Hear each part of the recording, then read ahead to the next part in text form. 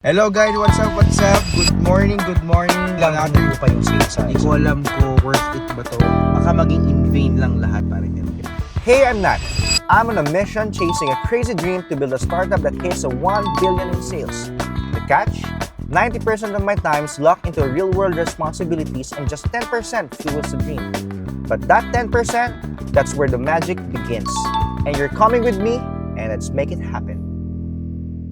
Hello guys, what's up, what's up? Good morning. Another day, another grind. Kasama natin sa airpot ngayon si Kuya Sydney. Ayun guys, wala kasi tayo sa sakyan ngayon, ay makikisakay lang tayo kay Papa. So on the way tayo Cafe Mana ngayon, time check 9:57, medyo late na kami nakalabas. Pero meet natin si Pastor MJ ngayon, mag-uusap-usap, kwento-kwentuhan kami, banding kami. So mamaya na ako mag-update pa at medyo kinakabahan ako pag ganyan yung tatay ko guys. So yun guys, nahatid na natin yung mga papeles kay Sir Andy. On the way tayo sober. Dumaan tayo rin, ang daming tao. Let's go.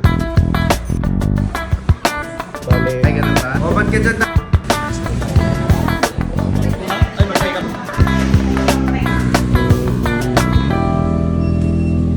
Yo, what's up guys? Nandito tayo sa labas ng gym. Time check 2:35, pero medyo mabigat pa yung tiyan ko. So, pwede pa tayo magkwentuhan muna dito sa sasakyan. So, gusto ko lang i-share yung mga nasa thoughts ko. Yes, nag-vlog na tayo for 11 days. Bago sa atin to, yung ilalabas mo yung thoughts, yung feelings mo dito sa camera na wala akong kasama. Ayan. Gusto ko lang i-share na etong gusto nating mangyari na magkaroon ng startup company na hinihit natin is 1 billion sales, makaikalat ang sober nationwide, is maraming mga times na parang naisip ko na imposible siya. Naisip ko na parang di ko alam kung kakayanin, na di ko alam kung worth it ba to, o kaya baka maging in vain lang lahat, parang yan, yung maging efforts. Iisip ko na maging katatawanan o parang it's too high for me. Pero hindi ko alam, pero gusto kong balikan yung 3 weeks last month nung hindi ko pa to ginagawa, nung di pa ako nag-uumpisa, more on my thoughts lang, more on nag-aaral lang ako. Parang bilib ako sa sarili ko na it's gonna happen. Kumbaga in my mind, in my heart, na realidad na siya kahit hindi pa. So doon ako bumabalik, doon ko tinatouch yung mind ko every time na I feel yung doubts, I feel yung parang it's too big for me, parang ganun. Pero hindi eh. Alam ko na si Lord naglagay nitong dream na to sa heart ko na to.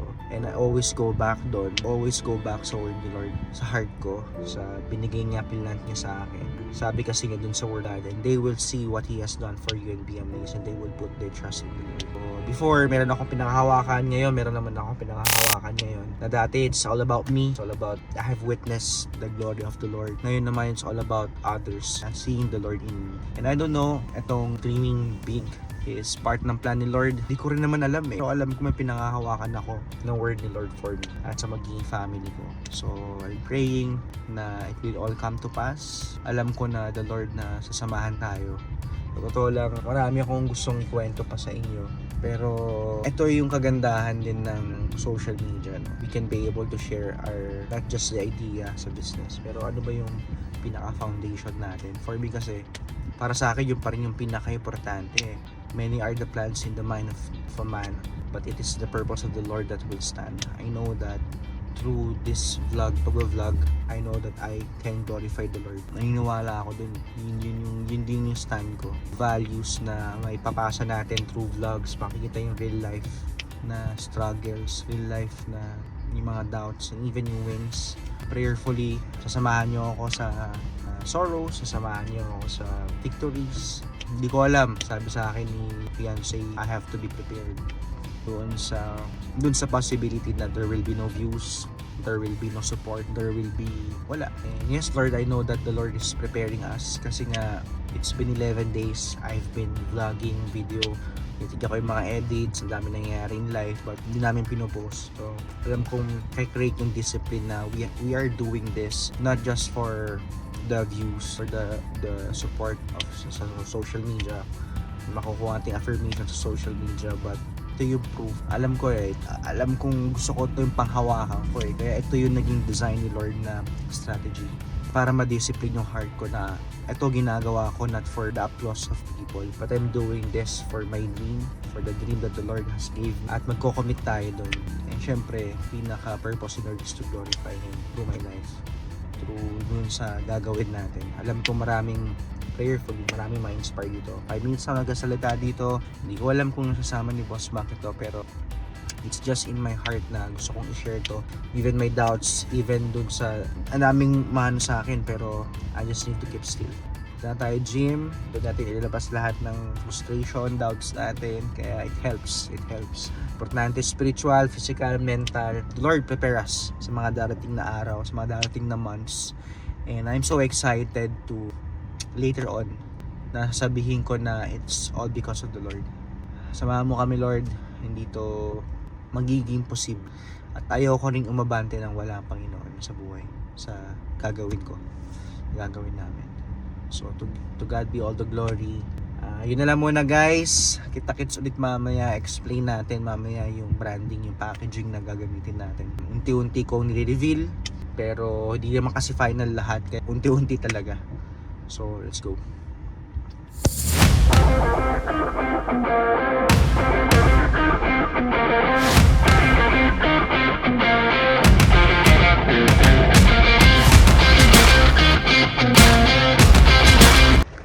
So yun guys, umulan, no? Kaka-check ko lang sa CCTV natin, naputol momentum natin sa sober.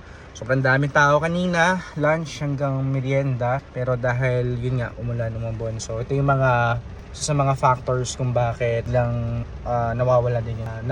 Biglang humuhupa yung sales sa isang araw. So umulan, maglalabas sana ako ngayon, pero umulan so bukas na lang. Yun, uwi ako para mag-prepare para sa birthday, sa dinner later. So hindi ko alam kung makapag-vlog, pero hopefully makapag-vlog. Let's go.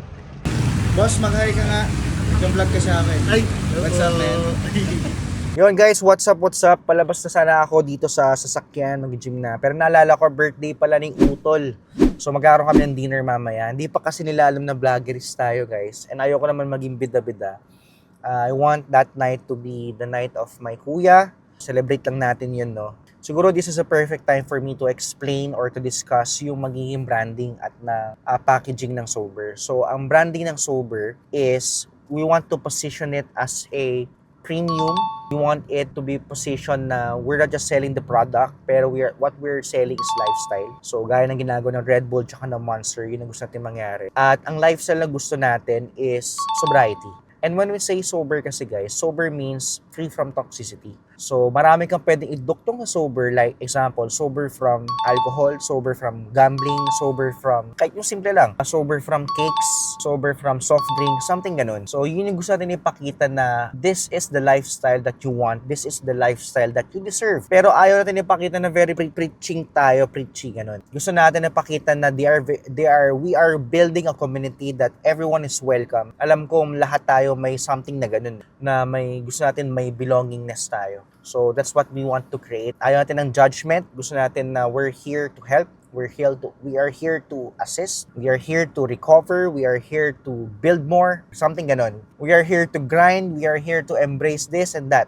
So, ang sobriety kasi, ang sober kasi for me is choosing discipline over distraction. Napakasimple. Choosing delayed gratification over self-indulgence. Choosing clarity over chaos. Ganun lang kasimple ang gusto natin ipakitang branding ng sober, guys. Prayerfully, ma-deliver natin na maayos sa consumer, sa community natin na gusto nating i-build. Pangalawa, gusto natin position natin as premium. That's why we are choosing in-can over plastic bottle. Kasi para sa akin, iba yung feels ng in-can. I don't know sa inyo, pero I'll go sa nararamdaman ko talaga na pag may hawak akong in-can, lalo na 500 ml. Hindi ko alam, naranasan nyo yung paghawak pag hawak ko yung Monster na 500 ml or yung Heineken na 500 ml, iba yung feels Compare dun sa maliliit na in-can, yung malaking in-can, grabe. So, yun ang gusto nating maranasan ng community natin. Yung premium feels. Yung itong pipiliin ko, it's not just a drink, it's something premium. It's not just a drink, it's a lifestyle. It's not just a drink, it's a decision. Yun yung gusto nating maparating. Kabila, labutan ako. Can over plastic bottle, and then something gold and black, yun ang nakikita natin. Then very very simple, minimalist lang na style or na font. So wala masyadong design. Parang kay Monster kasi ang dami rin Gusto ko rin yun actually, but iba yung gusto natin mangyari sa sober. So yun na lang muna today guys. Di ko alam kung makapag-vlog pa ako na maayos, but siguro mag-outro tayo just in case. If you have a big dream, protect it, feed it, even just a little every day. Once again, my name is Nat and I'm sober. Cheers!